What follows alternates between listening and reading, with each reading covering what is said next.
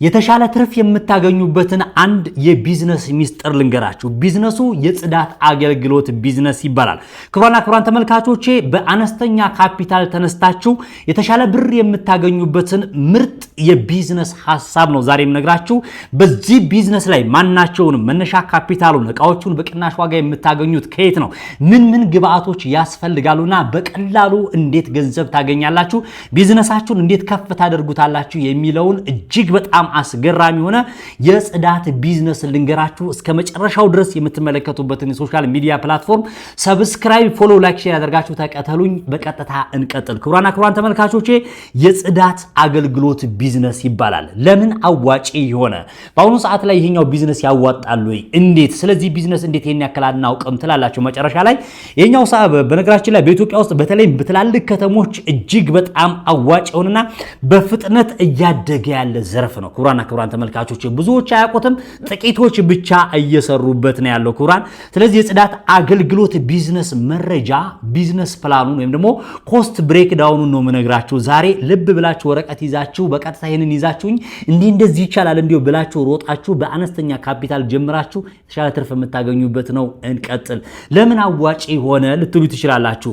አዋጪ ነው ወይ? አዎ በሚገባ።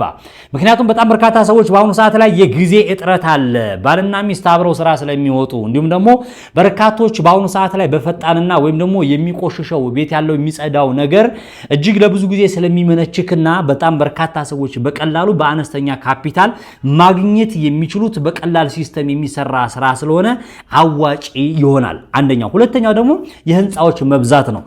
ጽዳት ሲባል በነገራችን ላይ ብዙ አይነት ነው። ቅድም ወደ ታች አድርጌ በደንብ አስተንተኝ ነግራችኋለሁ።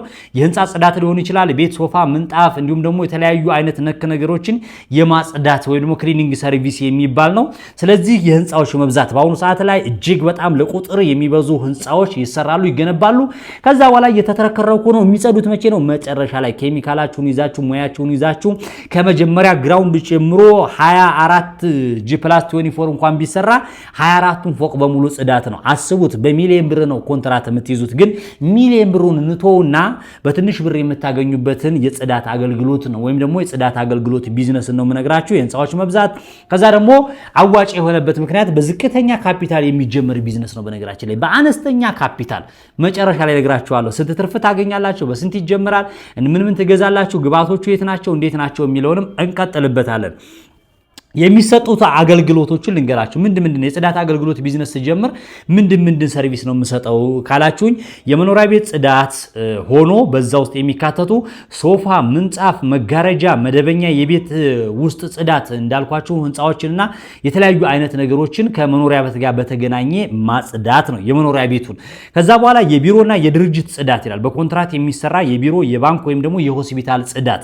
ከፍ ስትሉ በነገራችን ላይ የጽዳት አገልግሎት ቢዝነስ ስትጀምሩ ካምፓኒዎች፣ ድርጅቶች፣ ባንክ ቤቶች አይምሯችሁንና ቢዝነሳችሁን ካሰፋችሁት ከናንተ ይወስዳሉ። ውል ኮንትራት ተፈራረማላችሁ። በስራችሁ በርካታ የጽዳት ሰራተኞችን ቀጥራችሁ ራሱ ከናንተ ካምፓኒ ጋር ተነጋግረው ከነሱ ላይ ኮሚሽን ይዛችሁ ወይም ደግሞ ለነሱ ደሞዝ እየከፈላችሁ ከዛ ከባንክ ቤት ግን በኮንትራት በውል አማካኝነት ቢዝነሱን ማግኘት ትችላላችሁ። ከተለያዩ ተቋሞች ኢቭን ከመንግስት መስሪያ ቤት ጨምሮ ኮንትራት ልትገቡ ትችላላችሁ። ስለዚህ የቢሮና የድርጅቶች ጽዳት በሚለውን ይዘዋል።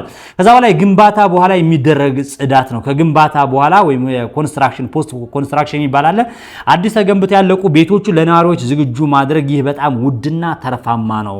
ሰዎች ቤታቸውን ሲቀይሩ ወደዛ ቤት ሲገቡ ዛሬ ማንም ሰው ገንዘብ እየከፈሉ እያጸዱ ነው ያሉት። ምክንያቱም ጣራውን፣ ቀለሙን፣ ጽዳቱን ሁሉ ነገር አጠቃላይ የጽዳት አገልግሎት ቢዝነስ በሚባል ውስጥ ይካተትና ጽዳት በሙሉ ቤቱን ፈርኒሽ አድርጋችሁ ጽድት አድርጋችሁ አሳምራችሁ ግቢውን ወለላችሁ አጥባችሁ ኬሚካልና ሙያችሁን ተጠቅማችሁ ወይ ደግሞ አነስተኛ ማሽን ብቻ ገዝታችሁ ስለሆነ የምትሰሩት በጣም አሪፍ ነው። እንዳልኳችሁ ነው። አዳዲስ ህንፃዎች ተሰርተው ሲያልቁ ደንበኛ ትይዛላችሁ። ለምሳሌ አንድ ኮንትራክተር ብትይዙት ህንፃዎቹን በየቦታው በሰራ ቁጥር ለእናንተ በ100 ሺህ ብሮች ወይም ደግሞ በሚሊዮን እየከፈለ ያ ሰው ያ ድርጅት ያ ኮንትራክተር ያሰራችኋል ማለት ነው። ስለዚህ ኮንትራት እየያዛችሁ መስራት የምትችሉት ነው ማለት ነው። ክቡራን ተመልካቾቼ የሚያስፈልጉ ቁሳቁሶችን ልግለጽላችሁ። የሚያስፈልጉ ቁሳቁሶች መጀመሪያ እነዚህም በማሟላት መጀመር ይቻላል። እንደ መጀመሪያ እንደ መስሪያ ምንም ካፒታል የሌላችሁ ሰዎች ቫኪዩም ክሊነር የሚባል አለ። ክቡራን ተመልካቾቼ ለአቧራና ለምንጣፍ የሚጠቅም ነው። አቧራ ከሆነ ራሱን የቻለ የንፋስ ወይም ደግሞ አየር እየለቀቀ አቧራውንና ምንጣፉን የሚያስለቅቅላችሁ ስለሆነ ቫኪዩም ክሊነር ይባላል። ይሄኛው የሚሰራበት ነው። አቧራውን የምታጸዱበት የምትጠርጉበት ነው። የእንፋሎት ማሽን የሚባላል ለሶፋና ለቆሸሹ ሱቆችና ለተለያዩ ነገሮች የሚሆን ነው። የእንፋሎት ማሽን ይባላል። እየጻፋችሁ ያዙት ክቡራን ተመልካቾቼ። ከዛ በኋላ ኬሚካሎች፣ የሳሙና አይነቶችና የብርጭቆ ማጽዳ ሽታን የሚያጠፋ እንዲሁም ደግሞ መጥረጊያ፣ ባልዲና ማጽጃ ጨርቆች፣ እነዚህን ይዛችሁ ወደ ጽዳት አገልግሎት ቢዝነስ መግባት ትችላላችሁ። ይሄ እንደ አነስተኛ ካፒታል በቤታችሁ ሆናችሁ የምትሰሩት ነው። ከዛ በተረፈ ከፈለጋችሁ ምንድነው እንትን ማድረግም ትችላላችሁ። ቢሮ መክፈትም ትችላላችሁ። ይቻላል። ቢሮ መከራየት፣ ጠረጴዛ እንዲህ ያስፈልጋል እንዲህ የሚለውን ሰፋ አድርገን በብዛት እንዲሁ አቅም ካላችሁም ከዛ በላይ ምን ትጨምሩበታላችሁ? መኪና ሰርቪስ፣ እንደዚህ ነክ ነገሮችን አነስ ያሉ መኪናዎችን በ300 በ400 ሺህ ብር የሚሸጡ መኪናዎች አሉ። አንድ ቦታ ብቻ የምትንቀሳቀሱባቸውና ምንጣፎችን በየቤቱ የምታደርሱባቸው፣ ሶፋዎችን አንጥታችሁ ራሳችሁ ጋር እንዲሁም ደግሞ አጥባችሁ የምትመልሱበት፣ ሰው ቤት ሄዳችሁ የምትሰሩበት፣ ሶፋዎችን የምታመላልሱበትና የተለያዩ ነገሮችን የምታደርጉበትን እቃዎች ትይዛላችሁ ማለት። ይህንን ቢዝነስ እንዴት መጀመር ይቻላል ነው ደረጃ በደረጃ ስገልጽላችሁ። ቡድን ማደራጀት፣ ታማኝና ታታሪ የሆኑ 2 ወይም 3 ሰራተኞችን መፈለግ አለባቸው። ምክንያቱም ብቻችሁን የሚሰራ አይደለም፣ ሰራተኛ ያስፈልጋቸዋል። እነዚህን ሰዎች በየቤታቸው ሆነው ሲገኝ በኮሚሽን እንሰራለን ወይም ደግሞ ሲገኝ እንደዚህ እኩል እንሰራለን ወይም ደግሞ ሲገኝ ስራውን እንዲህ እናደርጋለን ብላችሁ የተለያዩ 2 ወይም 3 ሰራተኞችን መፈለግና በዛ ስራ ላይ ብትመካከሩና ብትዘጋጁ በጣም አሪፍ ነው። እናንተ በዚህ እውቀቱ ካላችሁ ደግሞ ስልጠናውን ተሰጧቸዋላችሁ። ስለ ኬሚካሉ፣ ስለ ደንበኛ እንዴት አያያዝ ማድረግ እንዳለባችሁና ስለ ገበያ ማፈላለግና ገበያው ውስጥ ገብተን እንዴት እንቆያለንና ገበያችን እንዴት ከፍ እናደርጋለን የሚለውን ይጠቅማችኋል። ከዛ በኋላ ዋጋ መወሰን ነው። እናንተ የምታገኙትን ጥቅም ከዛ በኋላ ለምንጣፍ በካሬ ስንት ነው፣ በሶፋ ስንት ነው፣ ገበያውን ታጠኑና ማለት ነው። ለህንፃዎች ስንት ነው የሚለውን ገበያ ዋጋ ተነጋገሩና ታስቀምጣላችሁ። ቅር ታወጣላችሁ፣ ወረቀት ላይ ተጽፉና ተነጋገራላችሁ ማለት ነው። ከዛ በኋላ ማስታወቂያዎችን እንዴት እንሰራ ነው። ማስታወቂያ ያስፈልጋችኋል። ቤታችሁ አይደል ትሰራላችሁ ያልኳችሁ። ስለዚህ የተለያዩ ቲክቶክ ላይ፣ ፌስቡክ ላይ፣ ዩቲዩብ ላይ ከነማን ጋር እንስራ፣ ማን ዩቲዩበር ያግዘናል፣ ወይም ደግሞ ለማስታወቂያ ለዩቲዩበር ስንት እናውጣ ትንሽ ብር፣ ምክንያቱም አድሬስ ስላላቸው ተከታይ ስላላቸው ከነዚህ ሰዎች ጋር በምን አይነት መንገድ እንስራ፣ ወይስ ደግሞ ቤታቸውን አጽድተንላቸው እነሱ ማስታወቂያ ይሰሩልን፣ እነማን ቲክታከሮች፣ እነማን ዩቲዩበሮች፣ እንዲሁም ደግሞ መስሪያ ቤት ጋር ከማን ጋር ኮኔክሽን እንፍጠር፣ የምናውቀው ዘመድ ማን አለ፣ ድርጅት ያለው ባንክ ቤት የሚሰራ ማን ቤተሰብ አለን የሚለው ላይ በደንብ አድርጋችሁ መወያየት ይፈልጋል ማለት ነው። ክቡራን ተመልካቾቼ ከዛ በኋላ ስለ ትርፍ እናውራና አንድ ሶፋ ለማጽዳት በአማካይ ከ1500 እስከ 3000 ብር ቢከፈል በቀን 2 ሶፋዎች ቢጸዱ ብላችሁ እንደ ካልኩሌሽን ትሰራላችሁ። የቀን ገቢ 4000 ብር አማካይ ወጪ፣ ኬሚካል፣ ትራንስፖርት፣ የሰራተኛ ክፍያ 1500 ብር፣ የቀን የተጣራ ትርፍ 2500 ብር ይላል ለአንድ ሰው። ከዛ በኋላ በወር ስታባዙት ስንት እንደሚመጣ ማሰብ ነው። 60000 70000 ወይ ምናምን ሺህ ይመጣል። ከዛ በተረፈ ደግሞ ምንድነው የምታደርጉት? ካስፈለገ ለሶስት የምትካፈሉት ከሆነ 3 ሶፋ ብቻ 2 ሶፋ ብቻ ብለን ያሰብ ነው አይደል? አሁን ሶፋ አሳነስ ነው አይደል? ሶፋን አሳነሰን። ከዛ በኋላ ምንጣፍ አለ፣ ሌሎች ጽዳቶች አሉ። ህንፃዎችን ደግሞ ብትይዙ ምን ያክል እንደሚሆን አስቡት ነው። ለቪዲዮዎች የሚሆን ፕሮሞሽን ወይም የተለያዩ ነገሮችን መስራት ትችላላችሁ፣ ገንዘብ ታወጣላችሁ። አሁን በጥቂቱ ነው የገለጽኩላችሁ። በአሁኑ ሰዓት ላይ እጅግ በጣም የሚሰራ ነው እንዳልኳችሁ። ኬሚካሎችን ትገዛላችሁ ለህንፃዎች፣ ለቤት፣ ለመኖሪያ የተለያዩ ነገሮች በቀላሉ በቃ ቢዝነሱ ምርጥ ስለሆነ ብቻ ሃይላይት ነው የምነግራችሁ። ለዚህ መነሻ ካፒታል የሚሆን ማለት ነው። እያንዳንዱ አሁን ዲቴል ዝርዝር ውስጥ ከገባውኝ ጊዜ አይበቃኝም። ግን እንዳልኳችሁ መነሻ ካፒታል ብቻ አሁን ያልኳችሁን ቅድም የጠቀስኩላችሁ ነገሮች የቫኪዩም ክሊነር ምናምን እነዚህ እቃዎች መጥረጊያ ኬሚካሎችን ለመግዛት አጠቃላይ የመነሻ ምንም ከሌላችሁ ከ250 ሺህ ብር ጀምራችሁ ብታዘጋጁና ቢዝነሱ መጀመር ትችላላችሁ። በምን በቤታችሁና በሶሻል ሚዲያ ብቻ መስራት ከፈለጋችሁ እንደዚህ መስራት ትችላላችሁ። ከዛ በተረፈ ቢሮ ከፍቼ ስታንዳርድን ከፍ አድርጌ እሰራለሁ ካላችሁ ደግሞ እንዳልኳችሁ ነው 1 ሚሊዮንም 2 ሚሊዮንም 3 ሚሊዮንም እያላችሁ እንትናችሁን ከፍ እያደረጋችሁ በሄዳችሁ ቁጥር እጅግ በጣም አዋጪና ትርፋማ የሚያደርግ የቢዝነስ ሐሳብ ነው።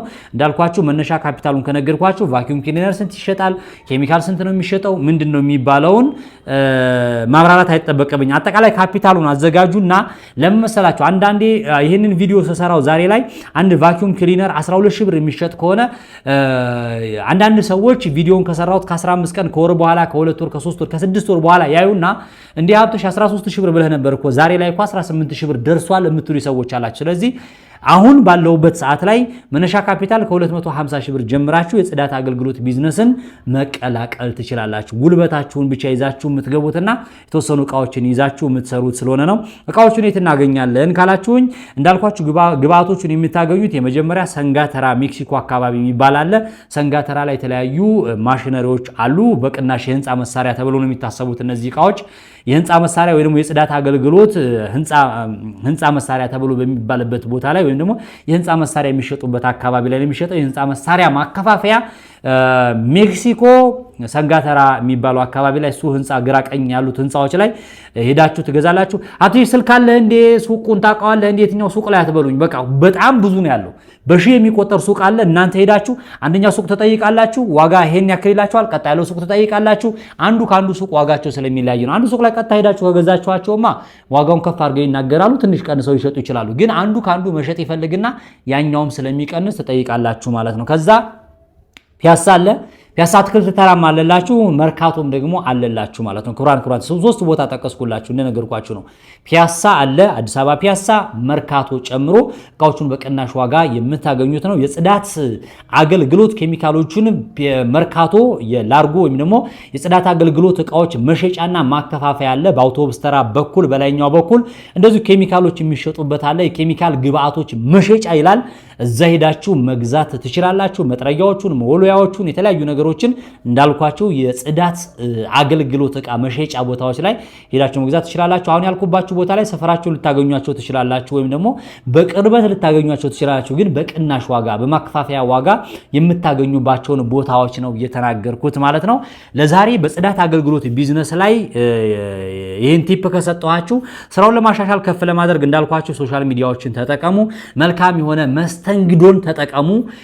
ሱቅ የምትከፍቱ ካላችሁ ወይም ደግሞ እንደዚህ የስራ ቦታ ቢሮ የምትከፍቱ ካላችሁ ደግሞ እንዳልኳችሁ ነው። ሎኬሽኑ በጣም ምርጥ ቦታ ይሁን፣ ሰው የሚያገኝባችሁ ቦታ፣ ነዋሪ በደንብ ያለበት ቦታ ላይና ኮኔክሽናችሁን በደንብ አስፉ። ኮኔክሽን ትሪት በደንብ አድርጉ። ህብረተሰቡን በደንብ አድርጋችሁ ያዙ። ዋጋችሁን ተመጣጣኝ አድርጉት። በነገራችን ላይ ዋጋ ላይ ቅድም እንዳልኳችሁ አንድ ሶፋ 4000 ብር ከሆነ ለምሳሌ 1500 ወይም 2500 ብር ሂሳባችሁን ሰርታችሁ የሚያዋጣችሁ ከሆነ ቀንሳችሁ ግቡ፣ ደንበኛ ያዙ።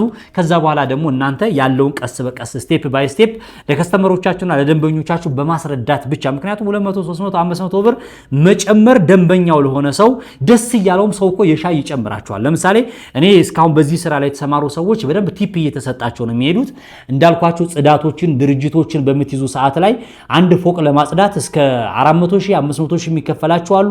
በሚሊዮንም የሚይዙ ሰዎች አሉ። ምክንያቱም ኬሚካል ጨምረው ደረጃውን አይቀር ቤቱ ሴራሚኩን አይቀር አጠቃላይ ያለውን ሙሉ ከውጭ እስከ ውስጥ ድረስ ጽዳት አገልግሎት በሚሊዮን ብር የሚይዙ ሰዎች ስላሉ፣ ስለዚህ እናንተም ትንሹ ነው የነገርኳችሁ እንጂ ሰፋ አድርጋችሁ ካሰባችሁት እጅግ በጣም ትርፋማ አዋጭ የሆነ ቢዝነስ ነው። የተለመደው አለ ለምን ሀብተሽ አንተ አሰራውም ይሄ ነገር አዋጭ ከሆነ ትላላችሁ ማለት መብታችሁ ነው። እኔ እየሰራው ነው ያለው ተሰራለው እማቃውን ቢዝነስ ደግሞ ማልሰራውን፣ ምክንያቱም አንድ ሰው ነኝ እኔ ከውስጥ የሰራተኞች አሉ። ይበቃኛል ይሄንን ካስተዳደርኩኝ ይበቃኛል፣ 10 ድርጅት አለኝ ይሄን ካስተዳደርኩ ይበቃኛል ካልኩኝ ሌላ ማቃውን ባሳውቃችሁ ለእናንተ ቅንነት ነው መልካምነት። የማገኘው ከየት ነው? ከላይ ነው፣ ከፈጣሪ ነው። ከፈጣሪ የምታገኙት ደግሞ እንደዚህ መልካም ስትሆኑ ደግ ስትሆኑ ነው። የእናንተን ደግነት ደግሞ የምለካበት ምንድነው? የምትመለከቱበትን የሶሻል ሚዲያ ፕላትፎርም ዩቲዩብ ላይ ካላችሁ ሰብስክራይብ አድርጉት፣ አይከፈልበትም። ግድ የላችሁ አሁን እያዩዋችሁ እስኪ ሰብስክራይብ አድርጉ።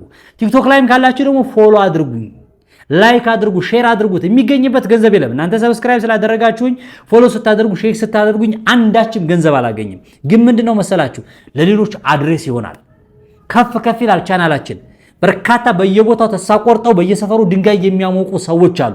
የእናንተ እህቶች የእናንተ ወንድሞች ወይም ደግሞ ይሄ ልጅ ስራ የለውም እንዴ ብላችሁ ሰፈር ውስጥ ሁሌ የምትናገሩት ሰው የኔን ኢንፎርሜሽን ይሰማና ያ ሰው ቢዝነስ ይጀምራል። ለበርካቶችም ደግሞ ምሳሌ ሆኛለሁ። ባለፈው ዓመት ላይ በደንብ የተስተካከለ ማለት ነው ከ10 ሺህ በላይ ሰዎች እኔ በነገርኳቸው በደንብ ዳታ ስላለኝ ነው በፋይበር ግላስ፣ በውሃ ቁፋሮ ስራ፣ በምን ልበላችሁ በማሽነሪ ስራ፣ በምንድን ነው በቃ በግብርና ስራ፣ በባልትና ስራ ከ1 ሺህ በላይ የቢዝነስ ሐሳቦችን አቅርቤ በርካቶች ጀምረው ውጤታማ ሆነዋል። እሱ መሬት ላይ የወረደ ነው፣ ጉራ አይደለም። መሬት ላይ ያለ ነገር ስለሆነ ነው። ዞሮ ግን ለሰው ለማሳመን ሳይሆን ራሴ የሰራሁትን ስራ ለፈጣሪ ለራሴ ስል ለጥቅሜ ስል ስለሆነ የሰራሁት ከፈጣሪ የተሻለ ነገር ለማግኘት ስለሆነ ዊ ዶንት ኬር ይላል። እኛ ምን አገባን ይላል አንድ ማነው አዶናይ ምን አገባኝ እሰይ ይላልና ስለዚህ እናንተ ተጠቀሙበት። ሰብስክራይብ፣ ፎሎ፣ ሼር ያደርጋችሁ ውጡ። በቀጣይ አሁንም ሌላ በጣም በርካቶች የቢዝነስ ሐሳቦች ስላሉ እነሱን አቀርብላችኋለሁ። የጥገና አገልግሎት ቢዝነስ አለ፣ ካፌ አለ፣ ኮፊ ሃውስ፣ ፋስት ፉድ፣ ዴሊቨሪ ስራ፣ ሶሻል ሚዲያ፣ ጸጉር ቤት፣ የውበት ሳሎን እያለ አዋጭና ወቅታዊ የሆኑ የቢዝነስ ሐሳቦችን እዚሁ የምትመለከቱበት ሚዲያ ላይ አቀርባለሁ በደንብ መቼ ቀጣይ ሳምንት ወይ የዛሬ ወር አይደለም ነገ ወይም ደግሞ ከሰዓታት በኋላ ተመልሼ በቀጣዩ ቪዲዮ ታገኙታላችሁ። እስከዛው ድረስ ሼር እንሰብት።